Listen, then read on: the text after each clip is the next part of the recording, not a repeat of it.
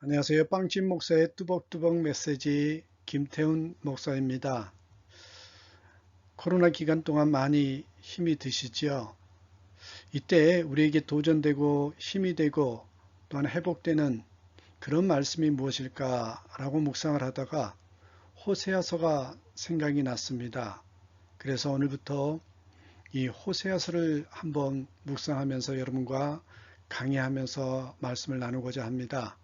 오늘은요, 호세아서 1장 1절에서부터 2장 1절까지 말씀을 보는데 본문이 좀 길어서 우리가 각자 읽는 것으로 하고 바로 오늘 메시지로 들어가도록 하겠습니다.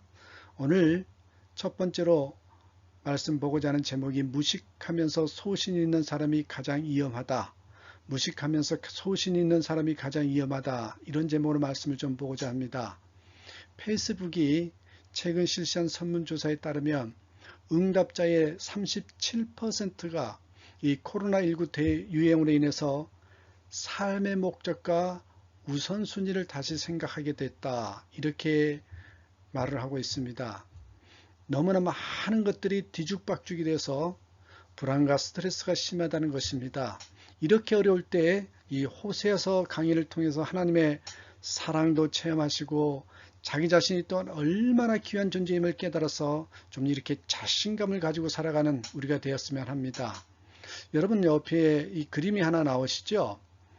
여러분 요 그림이 무엇입니까? 이 이발소 옆을 지나가다 보면 이렇게 흰 줄과 빨간 줄이 뱅뱅 도는 이발소 표지판을 볼 수 있습니다. 왜 그렇게 도는지 여러분 그 유래를 아십니까? 이렇습니다. 당시 이발사들이 사람들을 치료하면서 출혈된 피가 묻은 붕대를 집 앞에 걸어 놓았다고 합니다. 그것이 유래가 되어서 피 묻은 붕대가 걸려 있으면 아, 저것은 이발소구나 하고 알았다는 것이죠. 여러분 중세만 해도 요 내과에서 제일 수준 높은 시술이 출혈 치료였습니다. 속이 아프다고 하면 피를 줄줄 흘려야 낫는다고 생각했습니다. 그래서 이발사는 내과 의사이기도 했습니다.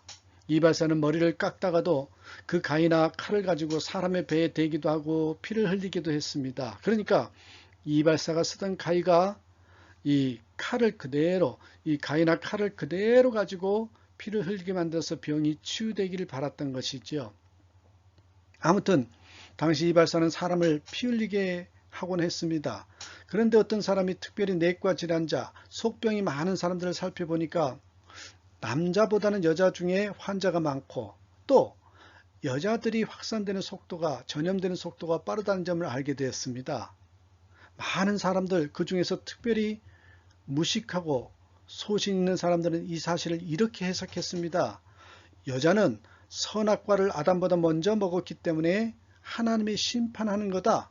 그래서 질병에 걸려도 남자보다 2배는 빨리 걸리는 거다. 또 여러분 철없는 사람들 그 말을 듣고요. 아멘 하고 받아들입니다. 그러면서 역시 말씀을 잘 쪼개는구나 하면서 따랐다는 거지요.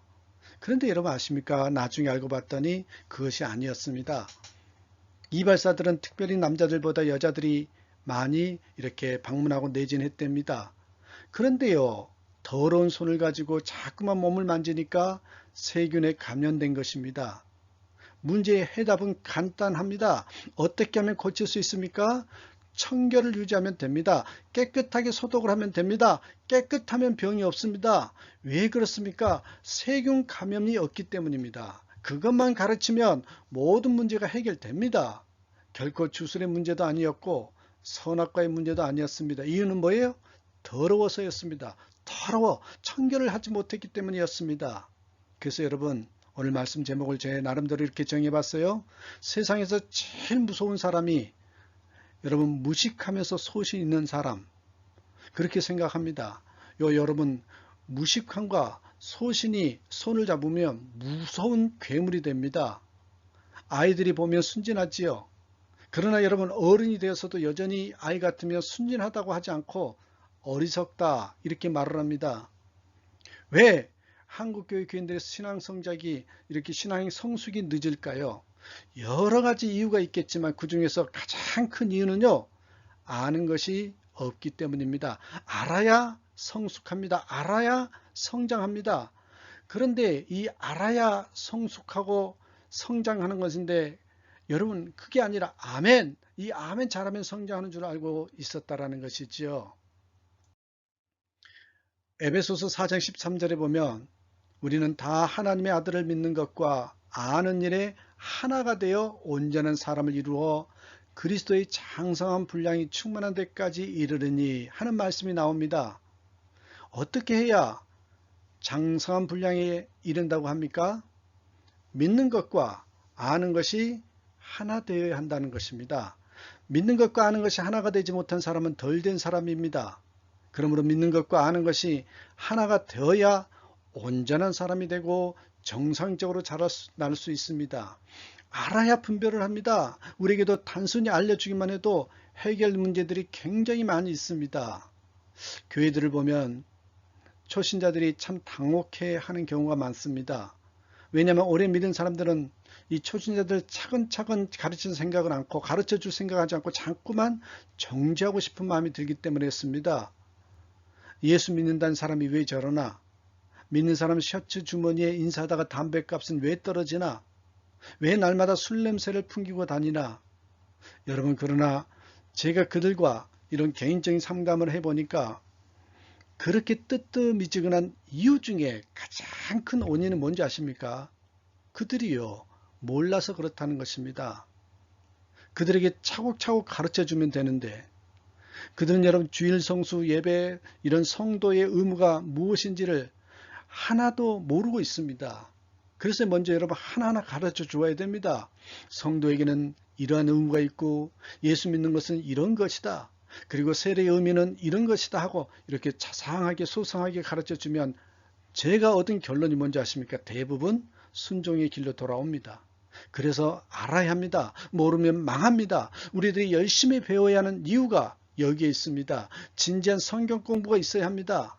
여러분 귀한 말씀 중에 성령이 불꽃이라며 말씀은 그 불꽃을 일으키는 기름이라는 말이 있습니다. 여러분 성령이 불꽃이라면 말씀은 그 불꽃이 일으키는 기름이랍니다. 날마다 여러분 활활 타오르는 불꽃 같은 성도가 되기 위해서는요. 말씀을 공급받아야 됩니다. 말씀을 공급받으면 다시 살아납니다. 호세아서 전체를 놓고 볼 때 가장 중요한 점 하나는 여러분 여호와를 아는 지식입니다. 여호와를 아는 것이 힘이다. 이게 주제입니다. 물론 하나님의 사랑을 아는 것입니다. 4장 6절에 보니까 내 백성이 지식이 없으므로 망하는 도다 라고 말씀이 나와 있습니다. 간단합니다. 배워야 삽니다. 배워야 살아요. 6장 3절에 보니까 선지자가 이렇게 울부짖습니다. 그러므로 우리가 여호와를 알자. 힘써 여호와를 알자. 알면 된다는 것입니다. 그러므로 여러분 신앙 성숙을 원하십니까? 능력 있는 그리스도인이 되기를 원하십니까? 힘들고 어려운 고난을 넉넉히 이겨내고 승리하시길 원하십니까? 그렇다면 여러분 하나님의 말씀을 먹기 바랍니다. 하나님의 말씀을 여러분 연구하시길 바랍니다. 호세아서를 깊이 묵상하고 기도함으로써 믿음이 자라나는 그래서 여러분 힘들고 어려운 것도 넉넉히 이겨내고 또 내가 얼마나 귀한 존재인지를 알아감으로 말미암아 정말 은혜와 또한 기쁨이 넘쳐서 그것을 넉넉히 이겨냈으면 좋겠습니다. 그러면 우리 이제부터 호세아서를 한번 알아보는데 그 서론적으로 한번 살펴보겠습니다. 호세아서란 이름은 구원이란 뜻을 담고 있습니다. 여호수아의 원래 이름이 호세아였답니다. 여러분 민수기 13장 6절에 보니까 이는 모세가 땅을 탐지하러 보낸 자들의 이름이라 모세가 눈의 아들 호세아를 여호수아라 칭하였더라. 여호수아의 본명이 무엇이라고 했습니까? 호세아였습니다. 그리고 이스라엘 최후의 왕 이름도 호세아입니다. 이 헬라어로는 호세아가 바로 여러분 예수입니다. 예수님의 이름도 호세아, 곧 구원이라는 어원을 가지고 있습니다. 그러고 보면 여러분 이스라엘 백성들은 이 호세아라는 이름을 참 좋아했던 것 같습니다. 구원 얼마나 좋습니까? 예수님 당시에도 예수라는 동명이인이 기록만 하도 수십 명 나옵니다. 아주 흔한 이름이었다는 것입니다. 그 흔한 이름 중 하나였던 것이 호세아가 선지자였다고 성경은 말하고 있습니다. 여러분 호세아 선지자는 북이스라엘 출신이었습니다. 호세아서 7장 5절 한번 보십시오. 우리 왕의 날에 방백들이 술에 뜨거움을 인하여 병이 나며 왕은 오만한 자들로 더불어 악수한도다. 이런 말씀이 나옵니다, 여러분. 이렇게 호세아가 북쪽 이스라엘 왕을 우리 왕이라고 합니다. 이것은요, 그가 북쪽 출신이라는 것입니다. 그는 북이스라엘 출신이었고 북쪽에서 활동했습니다. 그런 의미에서 여러분 BC 8세기는 굉장히 중요한 시기입니다. 호세아가 예언하던 시기는요, 소위 말하면 선지자의 세기라 이렇게 말할 정도로 선지자들이 많이 쏟아져 나왔습니다. 우리가 잘 아는 선지자만 해도 5명이 있습니다. 이스라엘이 남북으로 분단되었을 때 북쪽에서 말씀을 증거했던 선지자가 이 호세아와 아모스 2명입니다. 그리고 남쪽에서 말씀을 증거하던 선지자는 이사야, 미가. 여러분, 미가가 어떤 사람입니까? 미가 5장 2절에 보면 예수님께서 베들레헴에서 탄생하신다는 것을 예언한 선지자였습니다. 그래서 마태복음에서 중요하게 다뤄지는 선지자죠. 이들 모두가요, BC 8세기 당시 이스라엘과 유다의 선지자입니다. 또 한 사람, 당시에 선교사로서 사명을 감당한 선지자가 있는데 바로 요나입니다. 기라성 같은 선지자, 호세아, 아모스, 이사야, 미가, 요나, 이들이 모두 여러분 동시대 사람들입니다. 비슷한 시기에 왕성하게 복음을 증거했던 사람들입니다. 여러분 아십니까? 하나님은 인재를 보내주실 때 한꺼번에 몰아서 주십니다. 산삼은요, 여기 한 뿌리 저기 한 뿌리 나오는 것이 아니라 한 군데에서 몰아서 나온답니다. 다시 말해 여러분, 인재는 글자 그대로 쏟아져 나온다는 겁니다. 하나님의 말씀의 원리 중 하나가 그런 것 같습니다. 이전에 기독교 부흥운동사 중에서 아일랜드의 이 패트릭이라는 그분에 관한 글을 읽은 적이 있습니다. 이 사람과 그가 일으킨 부흥운동을 살펴보니까 여러분, 하나님께서 원하시는 방법이요, 은혜의 집중입니다. 하나님은 어느 한 지역에 뜨겁게 은혜를 부어주십니다. 뜨겁게 은혜를 부음으로써 그 지역에 많은 인재들이 모이게 하십니다. 다음으로 그들이 뜨거움을 가지고 활동하게 하시고 그런 후에는 불씨를 나누기 위해서 흩습니다. 예루살렘 교회, 안디옥 교회, 그리고 로마 교회 이렇게 흩어지지요. 로마 교회의 불은 아일랜드로 갑니다. 그 복음이 아일랜드의 패트릭이라는 사람을 통해서 엄청나게 많은 인재들을 모으게 되는데 그들은 거기서 뜨거움과 순수함으로 무장한 후에 북쪽으로 이 스칸디아나 반도, 남쪽으로는 몰타 섬에 이르기까지 선교사들을 쫙 파송합니다. 이렇게 6세기에서 8세기의 선교 역사가 이와 같이 이어집니다. 아주 유능한 선지자들 막 쏟아지기 위해서 그들을 통해서 능력 있는 말씀으로 갱신하고 변화시켰습니다. 바로 이런 시기가 여러분 말씀의 정성기였습니다. 하나님의 말씀이 왕성해지면 전성기가 옵니다. 반면에 여러분, 하나님의 말씀이 힘있게 울려 퍼지지 않으면 그때는요, 몰락기입니다. 이런 사실을 꼭 기억하셔서 열심히 말씀을 증거하고 비록 우리 몸은 메인다 할지라도 말씀에 매이지 않게 만드는 하나님의 종들이 되셨으면 좋겠습니다. 여러분, 사실 사도 바울의 이대성이 여기에 있습니다. 그는 어떤 환난과 난관 앞에서도 말씀이 매이지 않게 한 사도입니다. 우리 역시 이 고백을 가지고 때를 얻든지 못 얻든지 하나님의 말씀을 증거하는 종들이 되어야 하겠습니다. 그러면 이제 우리 그 당시 왕들이 누구였는지 좀 살펴봅니다. 북왕으로는 여로보암 2세, 그의 아들 스가랴, 또 쿠데타로 정권을 얻은 살룸, 무나햄과 베가, 그 다시 쿠데타를 일으켜서 권력을 장악한 호세아 등이 등극하고 또 폐위되고 하는 등 여러분 군사혁명으로 날이 새고 질 정도였습니다. 여러분 아십니까? 50년 동안 혁명만 4번이나 겪었습니다. 이게 북왕국이었습니다. 남왕국의 형편은 어떻습니까? 남유다 왕은 우시야, 요담, 아하스, 히스기야로 이어집니다. 그 중에 대표적인 왕으로서 이 우시야와 히스기야가 있습니다. 바로 이러한 시대에 하나님의 말씀을 증거한 선지자가 이 북왕국의 호세아였습니다. 자, 그렇다면 여러분, 우리가 호세아를 통해서 우리 그리스도인들이 갖춰야 할 것이 무엇이고 그가 중요시했던 것이 무엇인지를 한번 보겠습니다. 오늘 3가지가 있는데요. 첫 번째만 오늘 나누고 두 번째, 세 번째는 또 다음 영상을 통해서 보고자 봅니다. 여러분, 호세아 첫 번째로 보면 호세아는 명분과 정통을 중요시했다는 것입니다. 여러분 1장 1절 보십시오. 우시야와 요담과 아하스와 히스기야가 이어 유다 왕이 된 시대, 곧 요아스의 아들 여로보암이 이스라엘 왕이 된 시대에 부엘리의 아들 호세아에게 임한 여호와의 말씀이라 하는 말로 여러분 시작합니다. 1장 1절의 말씀이 그것 아닙니까? 그런데요, 이 본문에서 우리는 2가지 의문을 품게 됩니다. 첫째가 뭐냐면은 호세아가 여러분 어디 출신입니까? 북쪽입니다. 그런데 여기 왕들의 이름 보니까 우시야, 요담, 아하스, 히스기야는 다 남쪽 왕들을 먼저 썼습니다. 바로 이 대목에 의문이 생긴다는 것입니다. 왜 북쪽 출신의 선지자가 북쪽 왕들의 이름을 먼저 쓰지 않고 남쪽 왕들의 왕들의 이름을 먼저 썼을까 하는 생각이 든다는 것입니다. 여러분 남북회담을 할 때 우리는 남북이라고 하지만 북쪽에서는 북남회담이라고 부르지 않습니까? 우리가 한일회담이라고 부르지만 일본 사람은 일한회담이라고 부르는 것이 보통 이치입니다. 모두 다 이렇게 자기를 먼저 말하는데 호세아를 보십시오. 호세아의 경우는 왜 그렇지 않았는지 의문이 생길 수밖에 없습니다. 둘째, 또 이런 의문이 생깁니다. 조금 전에 살핀 것과 마찬가지로 북쪽 왕은 여로보암 2세, 살룸, 문하햄, 베가 이런 많은 왕들이 있는데 성경을 보니까 여로보암 한 사람만 나옵니다. 여로보암 한 사람만 합니다. 왜 나머지 사람들은 기록되지 않았을까요? 그런 의문을 품게 됩니다. 그러면 지금부터 이 의문에 대한 해답을 한 가지 풀어볼까요? 우선 여러분 북쪽 출신이면서 왜 남쪽 왕을 먼저 기록했느냐는 점을 살펴봅시다. 호세아는요 왕조의 정통성을 유다에 두었다는 겁니다. 왕조의 정통성은 유다에게 주었다는 겁니다. 다시 말해서 북방 이스라엘 사람이면서도 남방 유다에 소망을 두고 산 인물이었습니다. 그러므로 다윗의 계통이 정통이다 이렇게 생각했던 것입니다. 남쪽 왕조는 아무 쿠데타도 없이 다윗의 혈통이 끝까지 이어졌습니다. 반면에 여러분 북쪽 이스라엘 왕은 무려 9번의 쿠데타가 일어났고 19명의 왕이 바뀌었습니다. 여기서 할 수 있는 것이 무엇입니까? 신앙인들은 명분과 정통을 중요시해야 한다는 것입니다.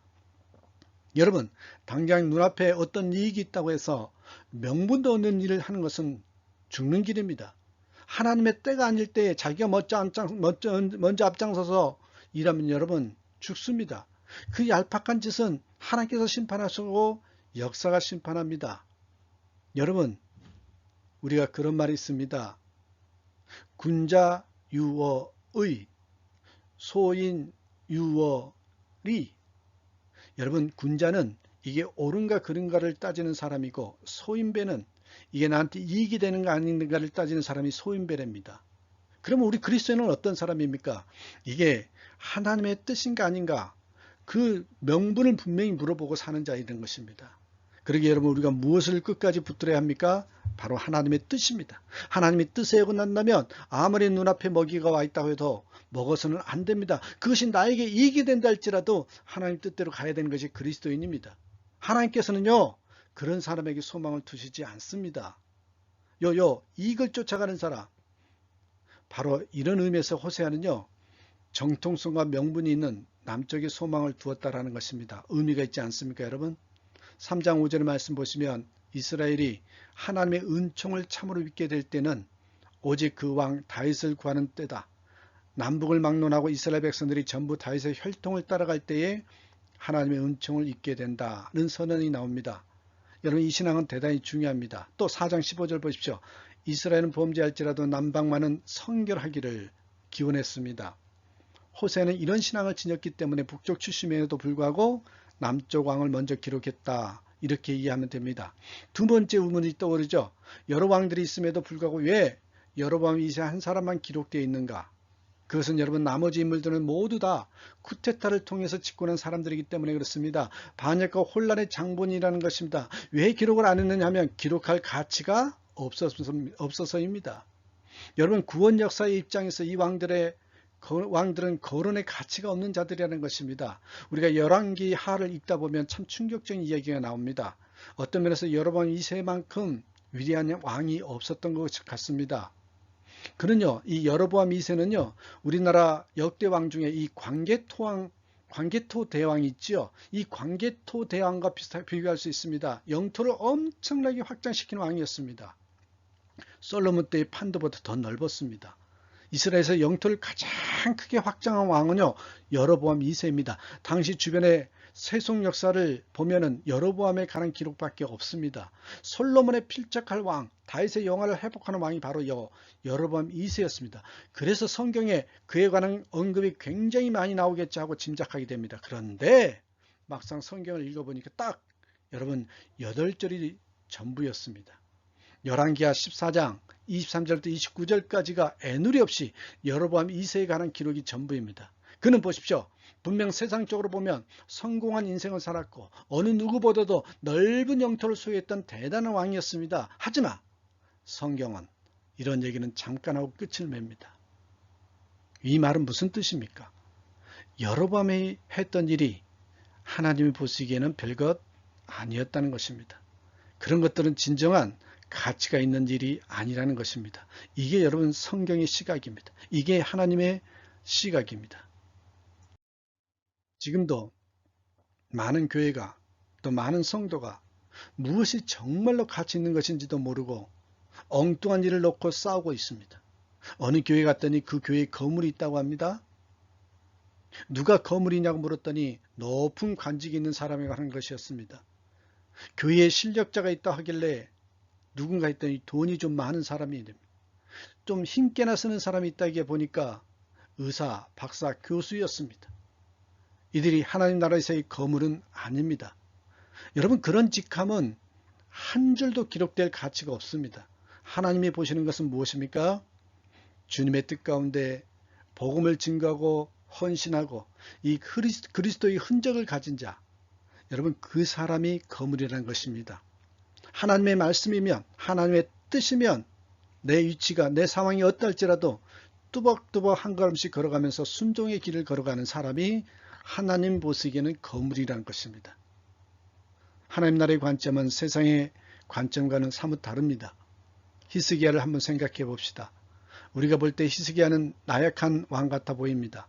매일 속병만 앓은 병약한 사람같이 보입니다. 그런데 성경은 이 히스기야에게 얼마나 많은 지면이 할애한지 아십니까? 그 이유는 여러분 그에게도 우리가 볼 수 있고 또 깨달아지는 것이 그에게는 기도가 있었기 때문에 오직 주님밖에 없사오니 오직 주밖에 없사오니 하고 하나님께 매달리는 중심이 있었기 때문입니다. 여러분 누가 교회의 거물입니까? 선교 많이 하고 기도 많이 하고 봉사 많이 하고 헌신 많이 하는 사람이 진정한 거물입니다. 여러분 외적으로 화려한 직함을 가지고 있는 사람들이 그 직함이 거물이 만드는 게 아니라는 것이죠. 코로나 전에 서울의 한 교회가요. 제가 감동받고 정말 가슴이 뭉클했었는데요. 어떤 교회가 한 중국에요. 55개의 소수민족들을 변화시키기 위해서 2025년까지 100명의 선교사를 보내기로 결심했다는 그런 여러분 선포를 제가 본 적이 있습니다. 여러분 이것이 바로 하나님께서 일하시는 방법입니다. 이제 우리의 시각이 바뀌어야 합니다. 역사를 읽는 눈이 바뀌어야 됩니다. 여러분 한 가지 더 성경적인 인물을 예를 들어볼까요? 모세 시대를 보십시오. 모세 시대 당시 역사의 주인공이 누구라고 보십니까? 우리가 표면적으로는요 애굽의 바로왕이 주인공으로 보입니다. 이 바로왕 주변에는 수종들은 여러 장관들이 있었을 텐데 그런데 여러분 지금 누가 기억이나 해줍니까?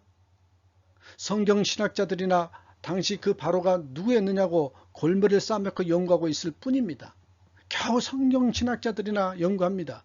그러나 여러분 학자들보다 확실치 않은 정보 때문에 견해가 모두 다릅니다. 하지만 모두 다요 모세만큼은 명확하게 알고 있습니다.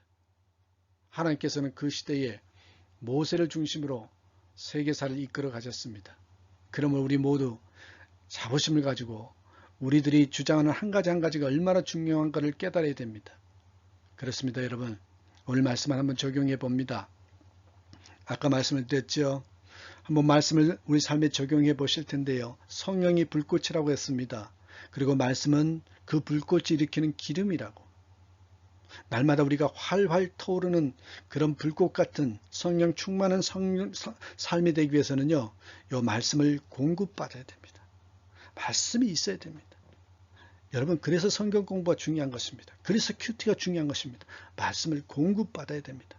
우리는 말씀을 공급받지 않으면 절대적으로 회복도 되지 않고 또 하나님 뜻대로 살아갈 수가 없습니다. 두 번째로 한번 우리가 적용할 말씀을 좀 볼까요? 여호와를 아는 것이 힘이다. 여호와를 아는 것이 힘이다. 이게 호세의 주제입니다. 여러분 하나님을 알아가는 삶을 살아야 됩니다. 하나님을 제대로 알게 되면요. 하나님이 얼마나 사랑의 하나님이시고 하나님이 또한 우리를 얼마나 사랑하시는지 나의 존재까지도 알게 됩니다. 그래서 먼저 하나님을 알아야 됩니다. 그 하나님을 알다 보면 내가 얼마나 귀한 존재인지를 알게 되고요. 그 은혜가 넘쳐서 나도 모르게 하나님을 알고 싶어하는 마음이 생긴다는 것입니다. 세 번째로 우리가 오늘 말씀을 한번 적용해 보고자 하는 것은 여러분 정통과 명분을 중요시하는 삶이 되어야 합니다. 여러분 우리 그리스도인들은요. 나에게 그것이 이익이 되느냐 안 되느냐 그게 기준이 아닙니다. 물론 옳고 그름을 따져야 되겠지만 무엇보다도 우리의 기준은 하나님의 뜻인가 아닌가 그것만 물어보시면 됩니다. 그런 질문을 던질 수 있는 삶이 되어야 됩니다. 오늘은 호세아 묵상 첫 번째 시간으로서 무식하면서 소신 있는 사람이 가장 위험하다. 이 말씀을 준비했는데 오늘은 그 일부만 나누었습니다. 2부는 다음 영상으로 준비하겠습니다. 사랑하는 여러분, 오늘도 예수님 때문에 승리하시고 행복하시길 바랍니다. 감사합니다.